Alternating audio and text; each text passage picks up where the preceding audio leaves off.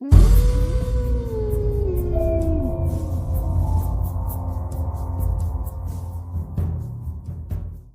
कहानी के लेखक हैं धीरज कुमार सालुंके। सुबह खंडिया की मां ने जब खंडिया का कमरा खोला तो उन्हें कमरे में खंडिया की लाश मिली। उसने खुद के ही नाखूनों से अपना पूरा शरीर नोच डाला था और आखिर में अपने ही नाखूनों से खुद का गला फाड़ डाला था। वो बहुत ही डरावना मंजर था। सब जानते थे कि यह खुद खंडिया का किया धरा है। जरूर कोई बुरी शक्ति इसके पीछे थी, लेकिन जो भी सबूत मिले उसे देखकर पुलिस वालों ने इसे खुदकुशी करार दिया। लेकिन मैं जानता था कि यह खुदकुशी नहीं थी, इसके पीछे दंड राक्षस था। मैं उस राक्षस से काफी डरा हुआ था। मेरी आई ने मुझसे पूछा कि क्या हम यहाँ से अपने घर चले जाएं, लेकिन मैंने इनकार किया। मैं वहीं रहना चाहता था क्योंकि मेरे मन में एक बहुत ही बड़ी इच्छा थी जो कोई भी भगवान पूरी नहीं कर सकता था। सिर्फ दंड राक्षस ही मेरी वो इच्छा पूरी कर सकता था। खंडिया की मौत के 4-5 दिन बाद मेरे आजी और आजोबा फार्म हाउस पर आए। वो मेरी माँ को दूसरी शादी के लिए मनाने के लिए आए थे क्योंकि मेरे बाबा की मौत कुछ ही महीनों पहले कार एक्सीडेंट में हुई थी।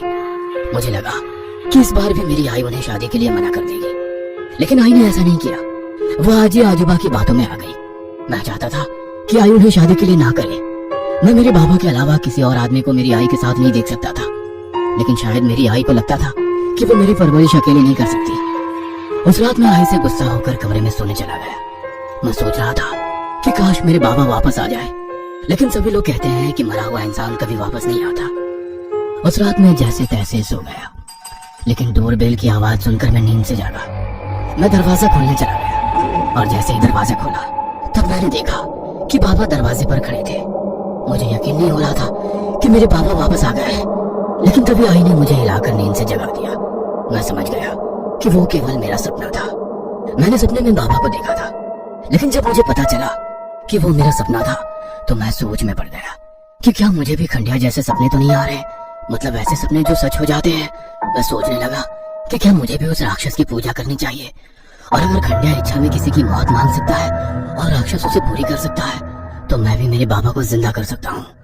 कुछ देर सोचने के बाद मुझे लगा कि अगर उस राक्षस की पूजा करने से मैं इस सपने को सच कर सकता हूँ तो मुझे उसकी पूजा करनी चाहिए। तभी मेरी बिल्ली ने मेरे ऊपर छलांग लगाई। मैंने उसे प्यार से पास लिए और मेरे दिमाग में कुछ आया। मैं भी मेरी बिल्ली से बहुत प्यार करता था, इसका मतलब मैं उसकी बलि दंड राक्षस को चढ़ा सकता था। लेकिन दूसरे पल मैंने सोचा कि नहीं, मैं इसकी बलि नहीं दूंगा। लेकिन फिर मैंने सोचा कि बिल्लियां बहुत मिलेंगी, लेकिन मेरे बाबा नहीं मिलेंगे। मैंने उस रात मेरी बिल्ली की बलि चढ़ाने की ठान ली। जैसे ही रात हुई मैं मेरी बिल्ली को बैग में डालकर जंगल के रास्ते मंदिर की ओर निकल पड़ा। मंदिर यानी वो खंडहर। चलते ही चलते बहुत सारी बातें मेरे दिमाग में चल रही थी कि अगर दंड राक्षस सभी इच्छा पूरी करता था तो किसने उसकी मूर्ति के 3 टुकड़े कर दिए, किसने उस मूर्ति के टुकड़े अलग अलग जगह पर छिपा दिए ताकि कोई उसे फिर ना जोड़ सके। शायद कोई चाहता था कि कोई भी उस राक्षस की पूजा ना करे। मैं सोचते हुए मंदिर में पहुंच गया। तालाब से पानी लेकर मूर्ति को धोया। रात को खिलने वाले फूलों की माला मैंने उस मूर्ति के गले में पहना दी। मैंने उसके चेहरे की ओर देखा तो ऐसा लगा कि वो मेरी तरफ ही देख रहा है। वैसे मुझे इस बात का भी डर लग रहा था कि कहीं वो राक्षस फिर से ना हिले और जिस तरह से उसने खरगोश को खाया था उस तरह मुझे ही ना खा जाए। मैंने बैग से मेरी बिल्ली की छुरी निकाली। मैंने बिल्ली को हवा में उठाया और राक्षस की मूर्ति के सामने करते हुए कहा, हे मालिक, ये मेरी बिल्ली बहुत प्यारी है। मैं इससे बहुत ज्यादा प्यार करता हूँ। अगर ये ना हो तो मैं सुख से नहीं रह सकूंगा, लेकिन केवल आपके खाने के लिए मैं इसको आपको बलि चढ़ा रहा हूँ। बदले में आप मेरी एक इच्छा पूरी कर दो। और फिर मैंने मन ही मन इच्छा मांगी, हे मालिक, मेरे बाबा कार एक्सीडेंट में कुछ महीने पहले मर चुके हैं। आप उनको जिंदा कर दो और वापस हमारे पास भेज दो। उसके बाद मैंने ना चाहते हुए भी वो छुरी बिल्ली के गले में रख दी। मेरे हाथ कांप रहे थे। मुझ में हिम्मत नहीं थी कि मैं मेरे ही बिल्ली की बलि चढ़ा दूं। मुझे माफ कर दो डॉली। ऐसा कहकर मैं जोर से चलाया और मैंने उसका गला काट दिया। उसके बाद मैंने उसके टुकड़े कर दिए और मूर्ति के चारों ओर बिखेर कर मैं फार्म हाउस चला आया। मैं आई के कमरे में चला गया। आई, अगर बाबा वापस आए तो आप दूसरी शादी नहीं करोगे ना? लेकिन ये मुमकिन नहीं है। मरे हुए कभी लौटते नहीं है बेटा। लेकिन बाबा जरूर लौटेंगे, वो कल आएंगे। आई, ठीक है बेटा, तू जाके सो जा। दूसरे दिन भर मैं बाबा के घर लौटने का इंतजार करने लगा, लेकिन दिन भर कोई घर लौटा नहीं। लेकिन रात में घर की डोरबेल बजी। मैं भागते हुए दरवाजे के पास गया और दरवाजा खोला और मैंने देखा कि दरवाजे पर मेरे बाबा खड़े हैं। मैं उन्हें देखकर बहुत खुश हुआ था। मैंने दोनों बाहों से उन्हें लपेट लिया। आई, देखो बाबा वापस आए हैं। मैं जोर जोर से चिल्लाने लगा। मेरी आवाज सुनकर आई अपने कमरे से बाहर आई। साथ ही आजी आजोबा भी वहां पर आए। मुझे लगा था कि बाबा को देखकर सब लोग बहुत खुश हो जाएंगे, लेकिन ऐसा नहीं हुआ। उन्हें देखकर हर कोई डरा हुआ था। आई को देख बाबा उसके पास गए और उसे गले से लगाया, लेकिन आई ने उन्हें दूर धकेल दिया। ये देख आजोबा आगे आए। उन्होंने बाबा की कॉलर पकड़ी और बोले, ए बहरूपी, कौन है तो? हाँ? बाबा, मैं आपका बेटा दिनेश हूँ। बाबा ने कहा, तो दिनेश नहीं है, मेरा बेटा एक्सीडेंट में मर चुका है और उसके शरीर को हमने जला दिया है, आजोबा ने कहा। और बाबा को घसीटते हुए घर से बाहर ले गए और दरवाजा बंद कर दिया।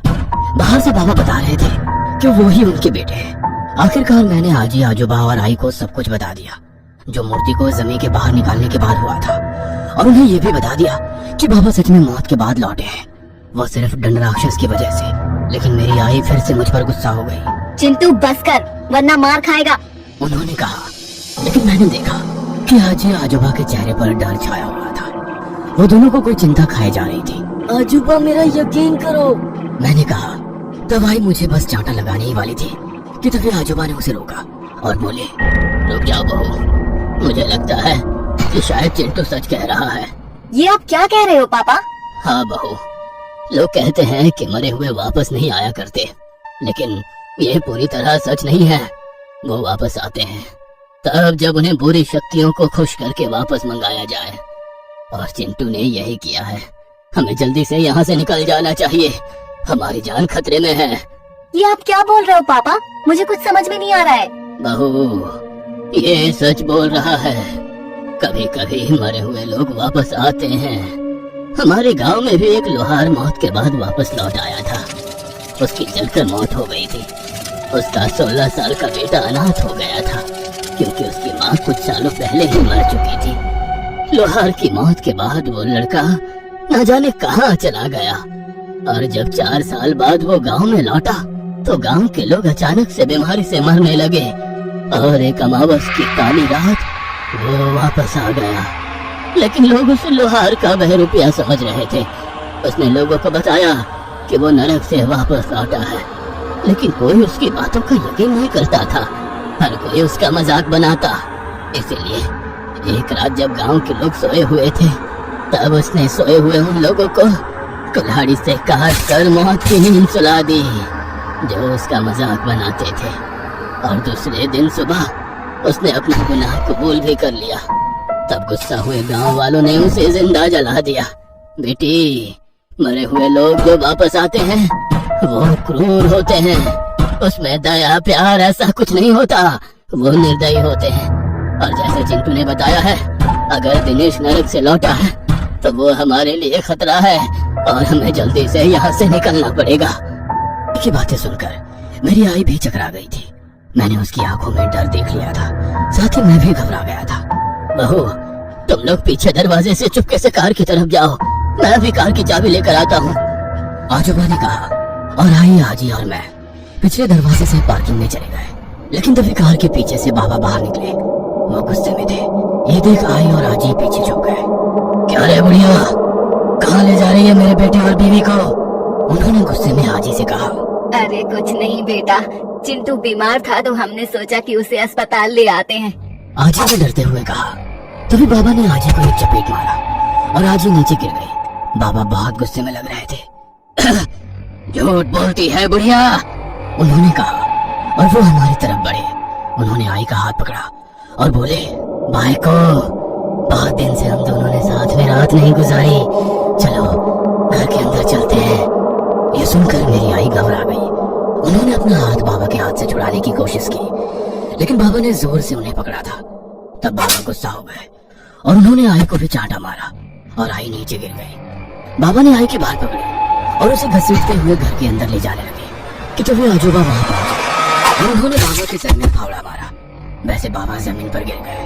बहू, उठ जाओ, आजोबा ने कहा, और हम सब कार के अंदर बैठ गए। आजोबा ने कार स्टार्ट की और वो गियर डालने ही वाले थे कि तभी मेरी नजर खिड़की के बाहर गई, जहाँ पर बाबा कुछ देर पहले जमीन पर गिर गए थे। वो अब वहां पर नहीं थे। तभी मेरी नजर ड्राइविंग सीट के खिड़की में गई वहाँ बाबा खड़े थे। आजूबा, खिड़की में देखिए, मैंने चिल्लाकर उन्हें कहा, लेकिन तभी बाबा ने छाती पर मारा और वो कांच तोड़कर सीधा आजूबा के सर में घुस गया। बाबा ने आजूबा को फावड़े के साथ खिड़की से बाहर खींचा और वो उनके सर में लगातार फावड़े से वार करने लगे। ये देख मेरी तो चीख ही निकल गई थी। मैं अपने होश में नहीं था, लेकिन तभी बैक सीट से आगे आई और उसने कार वहां से उठाई। मैंने मुड़कर देखा तो बाबा अभी भी गुस्से में चिल्लाते हुए आजूबा के सर को फावड़े से कुचल रहे थे। हमारी कार गेट के पास पहुंची तब मैंने ने वॉचमैन को हॉर्न बजाकर गेट खोलने के लिए कहा, लेकिन वॉचमैन अपने ऑफिस से बाहर ही नहीं आ रहा था। लेकिन पिछले सीट से मैं ऑफिस में पड़ी वॉचमैन की खून से सनी लाश देख सकता था। आजी ने भी वो देखा और वो खुद गेट खोलने के लिए कार से बाहर उतरी। आजी गेट खोल ही रही थी कि तभी मैंने खिड़की से पीछे देखा कि बाबा हाथ में फावड़ा लिए कार की ओर भागते हुए आ रहे हैं। रुक बुढ़िया, तुझे आज नहीं छोड़ूंगा। आजी जल्दी करो, बाबा आ रहे हैं, मैं चिल्लाया। आजी ने थोड़ा गेट खोल दिया था, लेकिन उसमें से कार नहीं जा सकती थी। आजी जल्दी आओ, वो पास आ गए हैं। बस आ रही हूँ, आजी ने कहा। तब तक आजी ने कार गुजर सके इतना गेट खोल दिया था और वो दरवाजे की तरफ आई, लेकिन वो अंदर आए इससे पहले ही बाबा ने उनके सामने भी फावड़ा मारा और आजी जमीन पर गिर गई। मैं और आई जोर से चीखे। मैं रोने लगा, लेकिन आई ने कार वहां से भगाई। मैंने मुड़कर देखा तो बाबा आजी के सर में भी बार बार फावड़े से हमला कर रहे थे और आजी का सर को चल रहे थे। यह देख मैं रो पड़ा। मेरी गलती की वजह से आज मेरे आजी आजोबा इस दुनिया में नहीं थे। पहले मेरी गलती की वजह से खंडिया मर चुका था और अब आजी आजोबा। हम लोग कार से पहाड़ उतर रहे थे। शायद हम वहां से कहीं दूर जाने वाले थे, लेकिन मैं जानता था कि बाबा हमारा हर जगह पीछा करेंगे और जो गलती खंडिया और मैंने उस मूर्ति को बाहर निकाल कर की थी वो मुझे सुधारनी भी थी, क्योंकि अगर मैं और आई वहां से निकल जाते तो कोई दूसरा मासूम उस राक्षस की जाल में फंसता और उसकी पूजा करता। आई, कार को तालाब के पास वाले खंडहर की ओर लो। हमें कैसे भी करके उस राक्षस को रोकना होगा। उसी की शक्ति की वजह से बाबा वापस आए हैं और अगर वो राक्षस ही ना रहा तो उसकी शक्तियाँ भी नहीं रहेंगी और न ही बाबा रहेंगे। तब हम बाबा से बच जाएंगे और बाकी मासूम लोग भी उस राक्षस का शिकार नहीं होंगे। लेकिन हम उस राक्षस को कैसे रोकेंगे? तब मुझे खंडिया की कही हुई आखिरी बात याद आई। उसने कहा था कि मूर्ति को तोड़ दो। हमें उस राक्षस की मूर्ति पहले जैसी ही तोड़नी होगी। मेरे कहते ही आई ने कार खंडहर की तरफ मोड़ी। हम लोग जंगल के खाली रास्ते से आगे बढ़ रहे थे कि तभी बाबा जंगल से रास्ते पर आ गए और उन्होंने हाथ में पकड़ दिया। कार के कांच पर दे मारा। आई डर गई और कार पर से कंट्रोल खो बैठी और कार बाजू वाली पेड़ से जाती रही, लेकिन सीट बेल्ट और एयर बैग्स होने की वजह से हमें ज्यादा चोट नहीं लगी। आई ने मुझे जल्दी से कार से बाहर निकाला और हम दोनों जंगल में भागने लगे। बाबा भी वो खूनी फावड़ा लेकर हमारा पीछा करने लगे। हम लोग भाग रहे थे कि तभी आई जमीन पर गिर पड़ी। मैंने उसे उठाने की कोशिश की, लेकिन मैं उन्हें उठा नहीं पा रहा था। कहाँ तक भागोगे तुम दोनों? जहाँ भी भागोगे वहाँ पर आ जाऊंगा और दोनों के सर कुचल दूंगा। बाबा किसी जानवर की तरह चीख रहे थे। उनकी आवाज बस कुछ ही दूर से आ रही थी। बेटा तुम जाओ, वो खंडर इस तरफ है। तुम जल्दी से जाकर उस मूर्ति को तोड़ दो। मैं यहीं कहीं छिप जाऊंगी। नहीं, मैं तुम्हें छोड़कर नहीं जाऊंगा। मैं बाबा को नहीं छोड़ूंगा, मार दूंगा उन्हें। मैं जमीन पर पड़ी लाठी उठाकर रोते हुए बोला, क्योंकि मैं उन्हें नहीं गंवाना चाहता था। अब उनके सिवा मेरा इस दुनिया में कोई भी नहीं था। लेकिन वो जिद पर अड़ी रही।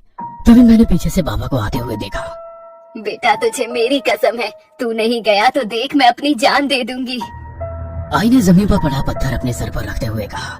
ये देख मैं रो पड़ा और ना चाहते हुए भी आई को वहीं छोड़कर खंडहर की ओर भागा। मैं भाग ही रहा था कि तभी मुझे आई को दर्दनाक चीखें सुनाई दी, लेकिन मैं रुका नहीं। मैं बस खंडहर की ओर भागने लगा। भागते भागते कुछ ही देर में मैं खंडहर पहुंचा। वो राक्षस की मूर्ति वहीं खड़ी थी। तभी आई की एक दर्दनाक चीख उस जंगल में गूंजी और फिर आई की आवाज हमेशा हमेशा के लिए बंद हो गई। मेरी आंखों में आंसू आ गए और मैंने उस मूर्ति को गुस्से में आकर लात मारी। वो मूर्ति नीचे गिरी और उसके 3 टुकड़े हो गए। वैसे ही जंगल से बाबा के चिल्लाने की आवाज आने लगी। वो दर्द के मारे चिल्ला रहे थे। यह देख मैं आई की ओर भागा और जब मैं वहां पहुंचा तो मेरी सांसें रुक गई। वह भयानक मंजर देखकर मेरे दिल की धड़कनें मानो रुक सी गई थी और मैं फूट फूट कर रो पड़ा, क्योंकि एक पेड़ के टूटे हुए टहनी में मेरी आई का शरीर घुसा हुआ था और उनका सर कुचला गया था। वहीं जमीन पर वो खून से सना फावड़ा भी पड़ा हुआ था और उसके पास ही जमीन पर एक शरीर जल रहा था, जो कि मेरे बाबा का ही था।